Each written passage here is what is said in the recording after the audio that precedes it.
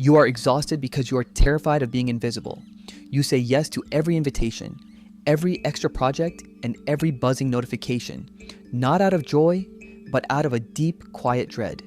You have convinced yourself that if you stop moving, if you stop participating, the world will simply forget you. We call this the fear of missing out, but the truth is much darker. Imagine you are treading water in a freezing, pitch-black ocean. You're kicking frantically, burning calories you do not have, just to keep your chin above the surface. And in the distance, a cruise ship is sailing away. It is brightly lit, filled with music, warmth, and laughter. You are exhausting every ounce of your physical and emotional energy trying to swim toward a ship that never stops moving. You are drowning yourself just to stay in the wake of other people's lives. This is your primal brain, hijacked by modernity. Evolution wired you to fear banishment. In the ancestral savanna, being left out of the tribe meant isolation, starvation, and death. Today, your brain interprets an unanswered email, a missed social event, or a quiet Friday night as an existential threat.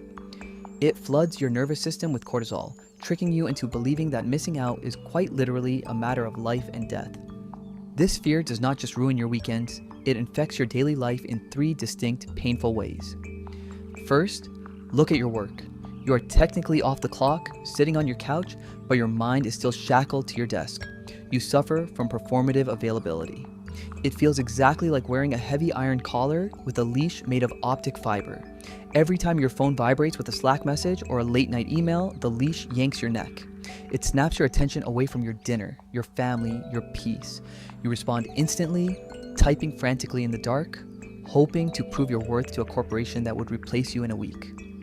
Psychologically, you are suffering from profound dopamine depletion caught in a variable ratio schedule of reinforcement. Like a lab rat in a Skinner box pressing a lever for a pellet, you check your inbox because the unpredictability of the reward or the punishment keeps your nervous system in a state of high alert. You're constantly braced for impact, unable to power down. Second, look at your relationships and the glowing screen you stare at before bed. You are addicted to the illusion of the perfect party. It feels like walking alone in the freezing rain, pressing your face against the cold glass window of a grand banquet hall. Inside, everyone is laughing, eating, traveling, and living a life that seems infinitely more vibrant than your own. You watch their curated highlight reels, their perfectly lit moments, and your own reality feels gray, silent, and deeply inadequate. This is social comparison theory operating at its most toxic extreme. When you engage in constant upward comparison, you are actively eroding your psychological baseline of happiness. Your brain cannot distinguish between a highly edited, filtered fraction of a second and a continuous reality. It simply registers that you are failing, that you are outside in the cold while the tribe feasts without you. Third, and perhaps most devastatingly, look at your own internal monologue when you actually try to rest. You are crippled by the guilt of doing nothing. It is like trying to sleep in a sterile, concrete room where a broken fluorescent light flickers and buzzes relentlessly. You close your eyes, but the glaring light penetrates your eyelids. The noise scrapes against your skull. You tell yourself to relax, you tell yourself you earned a break, but the room won't let you. You cannot even watch a movie without pulling out a second screen to stimulate your mind. Your default mode network, the part of your brain responsible for daydreaming, memory consolidation, and deep rest, has been colonized by the attention economy.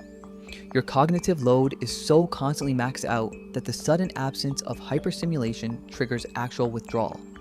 Your brain perceives silence as a dangerous void, and it immediately rushes to fill that void with anxiety. But there is an antidote to this madness, a quiet rebellion. It is called the joy of missing out. Choosing to disconnect is not a surrender. It is not antisocial. It is a profound, aggressive power move. It is a deliberate reclamation of your own attention from a world that profits off your distraction.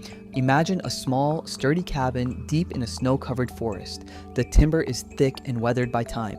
Inside, a fire is crackling in the stone hearth, radiating a deep, penetrating heat. You are wrapped in a heavy, textured wool blanket. The room smells of cedar, wood smoke, and old paper. Through the frost-rimmed window, far off in the valley below, you can see the flashing strobe lights and hear the faint, chaotic, thumping bass of a massive party. Everyone is down there. Everyone is shouting over the music. Everyone is exhausted, everyone is pretending to have a good time, but you are up here. Inside, the lights are warm, the tea in your hands is hot. You have an invitation to that chaotic valley sitting on the oak table next to you, and you are choosing, with absolute serenity, to let it burn in the fire. You are not missing out. You are opting out. You are exactly where you want to be. The psychological reality of this cabin is a monumental shift from external social comparison to deep intrinsic validation. When you cultivate the joy of missing out, you withdraw your energy from the external marketplace of approval. You stop letting the attention economy dictate your self-worth. You are no longer trading your peace of mind for cheap, fleeting hits of digital validation. You are pulling your roots deep down into the quiet soil, securing yourself against the storm. Consider the ancient philosopher Diogenes. He lived a life of deliberate, radical simplicity. He answered to no one, seeking nothing but his own truth. One day, Alexander the Great, the most powerful man in the known world, a man who possessed everything, conquered everything, and was constantly moving, constantly acquiring, came to visit Diogenes. Alexander, clad in magnificent armor, stood over the philosopher who was resting in the dirt. Alexander offered him anything he desired, any riches, any power, any invitation to the grandest courts in the empire. Diogenes, completely undisturbed, looked up at the conqueror of the world and simply said, "Stand a little out of my sun." That is the absolute pinnacle of missing out. Alexander had the whole world, yet he was deeply restless. Diogenes had nothing, but he possessed the one thing Alexander could never conquer, his own mind. Modern hustle culture is Alexander. The attention economy is Alexander. It demands your time, your eyes, your energy. It tells you that if you just do a little more, attend one more event, network with one more person, answer one more email, you will finally be complete. It is a lie. Slow is smooth, and smooth is fast. Realizing this is the first step toward genuine freedom. So, here's what you must do today. It is a single, ridiculously easy action, but to your conditioned mind, it will feel like trying to lift a boulder. I want you to say no to one thing today, for no other reason than to stay home and do absolutely nothing. Cancel a coffee date that you only agreed to out of obligation. Decline an optional meeting. Leave a group chat unread until tomorrow. When the invitation comes or the notification flashes, you will simply decline. Physically, it will feel like taking a heavy, rusted iron key, sliding it into the deadbolt of your front door, and turning it with a firm, satisfying click. You are locking the noise out. Psychologically, be prepared. Your brain will panic. Your amygdala will sound the alarm. Your internal monologue will immediately tell you that this is a massive mistake. It will scream that you are being lazy, that you are losing friends, that you will fall behind in your career, that you are wasting precious time. Let it scream. This is neuroplasticity in action. You are deliberately firing new neural pathways, teaching your nervous system that it is safe to be still. You're starving the anxiety of the oxygen it needs to survive. You are retraining your brain right down to the synapses to understand that the world will not end just because you chose not to participate in it for one evening. The world will always be loud. There will always be another crisis, another viral trend, another party, another urgent email demanding your immediate surrender.